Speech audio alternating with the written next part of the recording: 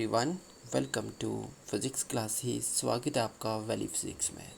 मैं इरफान आपको पढ़ाने जा रहा हूँ आज यूनिट फर्स्ट क्लास 12th का, जिसका नाम है इलेक्ट्रोस्टैटिक्स। तो सबसे पहले आज हम लोग बेसिक डिस्कस करेंगे और उसके बाद हम लोग आगे इम्पॉर्टेंट टॉपिक भी करेंगे बेसिक कंसेप्ट के साथ। तो चलिए हम लोग अपनी क्लास को स्टार्ट कर लेते हैं। इलेक्ट्रोस्टैटिक्स है क्या? यूनिट का नाम क्या हमारे यूनिट फर्स्ट का इलेक्ट्रोस्टैटिक्स। अब इलेक्ट्रोस्टैटिक जो है वो दो वर्ड से मिलके बना है। एक हो गया इलेक्ट्रो, दूसरा हो गया स्टैटिक्स। इलेक्ट्रो का मतलब हो गया स्टडी ऑफ चार्ज और स्टैटिक्स का मतलब क्या हो गया? At rest.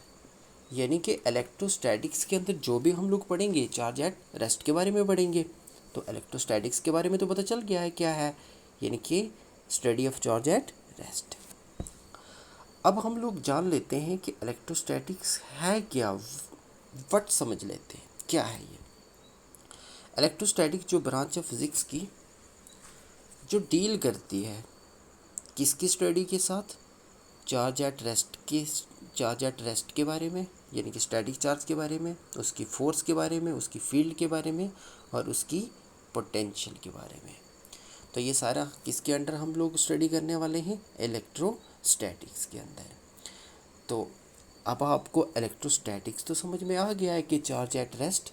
तो चलिए हम लोग बात कर लेते हैं किसके बारे में? चार्ज के बारे में, कि क्या है चार्ज। देखो, करते हैं हम लोग चार्ज के बारे में एक एक करके डिस्कशन। देखो, अगर हम लोग चार्ज की बात करें, क्या है ये चार्ज? देखो, चार्ज जो है ये प्रॉपर्टी है किसी मटेरियल्स की या किसी बॉडी की जो पोजेस्ड करती है, किसके बारे में? Possessed by body by virtue of which it will show attraction or repulsions। अब हम लोग सिंपल समझते हैं। क्या कहा?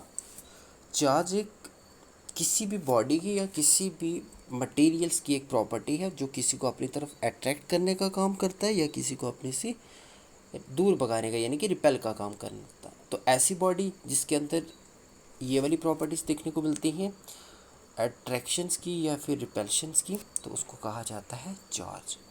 अगर हम लोग दूसरी तरह से चार्ज के बारे में समझना चाहें तो चार्ज क्या है? देखो, चार्ज जो है वो हमारे पास प्रॉपर्टी है मटेरियल्स की, जो क्या एग्जर्ट करती है या क्या एक्सपीरियंस करती है? इलेक्ट्रिक और मैग्नेटिक इफेक्ट। तो ऐसी प्रॉपर्टी किसी भी मटेरियल्स की जो एक्सपीरियंस या एग्जर्ट करती है इलेक्ट्रिक और मैग्नेटिक इफेक्ट, तो उसको क्या कहा जाता है? इलेक्ट्रिक चार्ज कहा जाता है। अब आपको इलेक्ट्रिक चार्ज के बारे में तो बहुत अच्छे से समझ में आया होगा। अब हम बात कर लेते हैं इलेक्ट्रिक चार्ज की टाइप्स के बारे में। देखो, दो तरह के इलेक्ट्रिक चार्ज होते हैं, एक हमारा पॉजिटिव इलेक्ट्रिक चार्ज होता है और एक हमारा नेगेटिव इलेक्ट्रिक चार्ज होता है। अगर हम लोग पॉजिटिव चार्ज की बात करें तो पॉजिटिव चार्ज और पॉजिटिव चार्ज, यानी कि ये हमारे पास कौन से चार्जेस होंगे? Like charges. तो जो लाइक चार्जेस हैं उनके बीच में जो फोर्स होगी वो कौन सी फोर्स होगी? Force of repulsions. Force of repulsions. तो यानी कि लाइक चार्जेस आपस में क्या करेंगे? रिपेल करेंगे। अब हम समझ लेते हैं अनलाइक चार्जेस के बारे में। और जैसे हमने कहा ना कि पॉजिटिव और पॉजिटिव के बीच में रिपल्शन होगी, नेगेटिव और नेगेटिव के बीच में भी रिपल्शंस होगी। अगर हमारे पास एक पॉजिटिव चार्ज है और एक हमारे पास नेगेटिव चार्ज है, तो पॉजिटिव और नेगेटिव चार्ज के बीच में हमें कौन सी फोर्स देखने को मिलेगी या कौन सी क्या कहते हैं, एक्सपीरियंस करेगी फोर्स? तो वो होती है हमारे पास अट्रैक्शंस। क्या होती है? अट्रैक्शंस। यानी कि एक चार्ज दूसरे चार्ज को अपनी तरफ अट्रैक्ट कर लेगा। तो यानी कि इनके बीच में जो देखने को इफेक्ट मिलेगा वो अट्रैक्शंस देखने को मिलेगी। तो अब आपको समझ में आ गया होगा कि हमारे पास दो तरह के चार्ज होते हैं, one is positive other is negative. तो पॉजिटिव पॉजिटिव आपस में रिपेल करेंगे और वन पॉजिटिव एंड नेगेटिव वो आपस में अट्रैक्ट करेंगे। इतना तो आपको समझ में आ गया होगा। अब कुछ समझ लेते हैं इम्पॉर्टेंट फैक्ट जो चार्ज के बारे में जानना बहुत ज़रूरी है। तो सबसे पहला फैक्ट हम जान चुके हैं कि दो तरह के चार्ज होते हैं, एक हमारे पास पॉजिटिव चार्ज है और एक हमारा नेगेटिव चार्ज है। अब देखो पॉजिटिव एंड पॉजिटिव जिनको कहा जाता है लाइक चार्जेस, यानी कि एक जैसे चार्ज होंगे, एक भी पॉजिटिव और दूसरा भी हमारे पास पॉजिटिव, या फिर हमारे पास एक नेगेटिव है तो दूसरा भी नेगेटिव है, तो ये हमारे पास लाइक चार्जेस होंगे। और ये जो लाइक चार्जेस होते हैं ये हमेशा रिपेल करते हैं एक दूसरे को। और जो हमारे पास अनलाइक चार्जेस हैं यानी कि one is positive and other is negative, और पॉजिटिव और नेगेटिव आपस में क्या करेंगे, अट्रैक्ट करेंगे। अब आपको दूसरा फैक्ट भी समझ में आ गया होगा। अब हम लोग तीसरे फैक्ट की बात कर लेते हैं। अब तीसरा फैक्ट हमारे पास क्या है, कह रहे कि जो मटेरियल्स इलेक्ट्रिकल न्यूट्रल्स होते हैं, इलेक्ट्रिकल न्यूट्रल्स का मतलब होता है कि जिनके ऊपर ना तो पॉजिटिव चार्ज होता है ना तो नेगेटिव चार्ज होता है, यानी कि ना तो उनका इलेक्ट्रॉन्स होते हैं उनके पास ना तो प्रोटॉन्स होते हैं, एक्चुअल में वो बैलेंस होते हैं।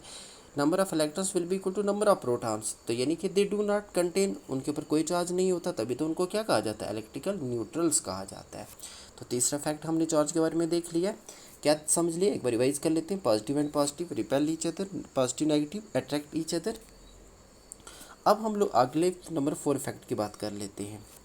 कह रहे कि कोई भी बॉडी हो या कोई भी एटम्स हो, अगर उसके ऊपर पॉजिटिव चार्ज तब आएगा जब वो अपना इलेक्ट्रॉन्स क्या करेगा, लूज़ करेगा, यानी कि किसी दूसरी बॉडी को अपना इलेक्ट्रॉन्स दे देगा। तो जो देने वाला होगा उसके ऊपर जो चार्ज आएगा वो कौन सा चार्ज आएगा, पॉजिटिव चार्ज आएगा। और ऐसी बॉडी या ऐसा एटम्स जो चार्ज को गेन करता है तो उसके ऊपर जो हमारे पास चार्ज आएगा वो कौन सा चार्ज आएगा, नेगेटिव चार्ज आएगा। यानी कि जो अपना इलेक्ट्रॉन लूज़ करता है वो पॉजिटिव चार्ज उस पर आता है और जो गेन करता है उसके ऊपर नेगेटिव चार्ज आता है।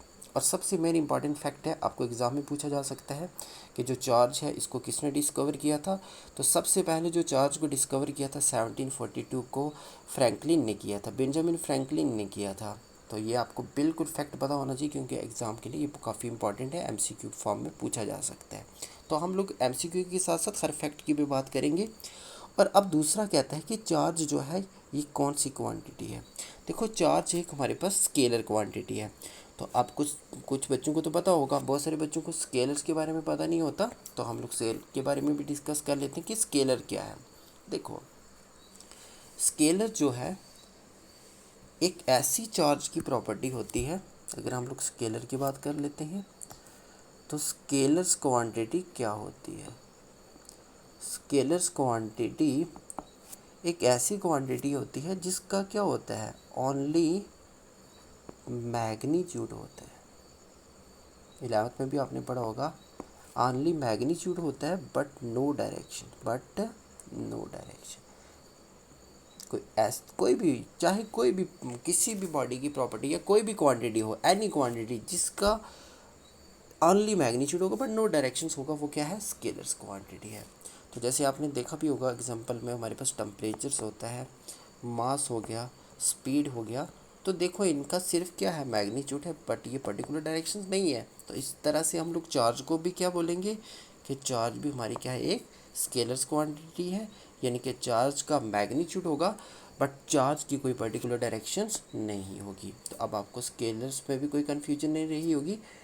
और वेक्टर्स में तो खैर आपको पता ही होगा, वेक्टर्स का मतलब होता है कि जिसकी डायरेक्शन के साथ साथ में क्या देखने को मिलता है, वेक्टर्स का मतलब हो गया कि जिसकी डायरेक्शंस भी होगी और जिसका मैग्नीट्यूड भी होगा। यानी कि जैसे हमारे पास वेलोसिटी हो गया या फिर हमारे पास डिस्प्लेसमेंट हो गया। वेलोसिटी डिस्प्लेसमेंट का मतलब हो गया कि जब हम लोग, ये पॉइंट ए है और ये पॉइंट बी है, तो जब हम पॉइंट ए से बी की तरफ जाएंगे तो देखो एक हमारा मैग्नीट्यूड है और दूसरा हमारी एक पर्टिकुलर डायरेक्शन है, तो वो वेक्टर क्वांटिटी होगी। तो चलिए हम लोग बात कर लेते हैं आगे इम्पॉर्टेंट फैक्ट के ऊपर। अब देखो आगे क्या है, एक एक करके समझने की कोशिश कर लेते हैं। तो आगे जो लास्ट फैक्ट है हमारे पास, कह रहे कि जो भी इलेक्ट्रिक चार्ज है वो क्रिएट करेगा एक इलेक्ट्रिक फील्ड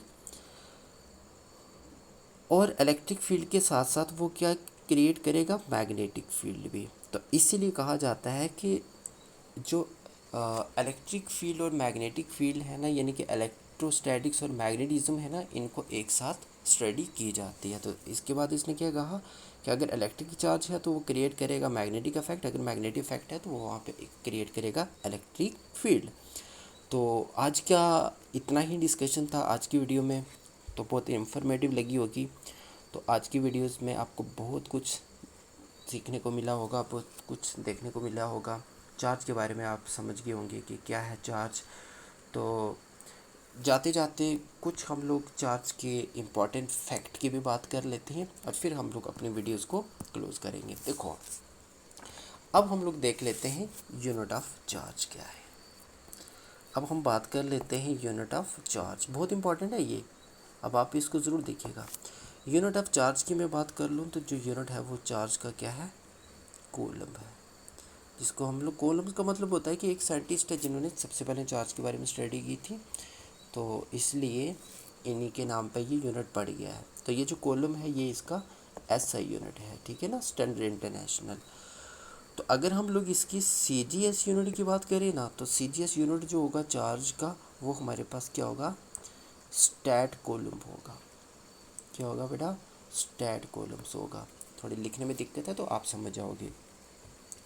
उसके बाद तीसरे फैक्ट की बात करूँ तो जो एक कॉलम्स है वो किसके बराबर होगा, 3 ×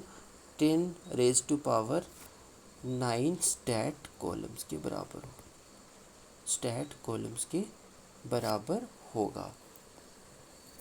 तो क्या है, एक कॉलम किसके बराबर है, 3 × 10⁻⁻19 कॉलम के। तो ये आपको भी पता होना चाहिए। अब देखो आगे हम लोग बात कर लेते हैं। अभी हम बात कर भी चुके हैं, चार्ज एक स्केलर क्वांटिटी है। अब हम लोग ना इसके डायमेंशन की भी बात कर लेते हैं, क्योंकि आप ऐसा कुछ भी नहीं है हम लोग जो छोड़ेंगे। अब आप सबको सारी चीज़ें आपको क्लियर कर देंगे। अगर हम लोग डायमेंशन की बात करें तो 11th में आपको पता है डायमेंशन कैसे निकालते हैं। मैंने अभी थोड़ी देर पहले बोला था कि चार्ज किसके बराबर है, I × T के। तो I क्या है, करंट, तो करंट का ऐसे यूनिट क्या होता है, एम्पियर, और टाइम का क्या होता है, T। तो यानी कि जो इसका हमारे पास क्या डायमेंशन होगा, A1 T⁻1। तो यहाँ पे ना तो कोई तो ये रहेगी आज की वीडियो। तो कल हम लोग एक नई वीडियो के साथ मिलेंगे। तब तक के लिए आप अपना ध्यान रखिएगा, वीडियो को लाइक शेयर ज़रूर करिएगा। Thank you very much. आपको इस वीडियो में बहुत कुछ सीखने को मिलेगा। आप कमेंट बॉक्स में कमेंट करके ज़रूर बताइएगा कैसी लगेगी आपको ये video. Thank you very much.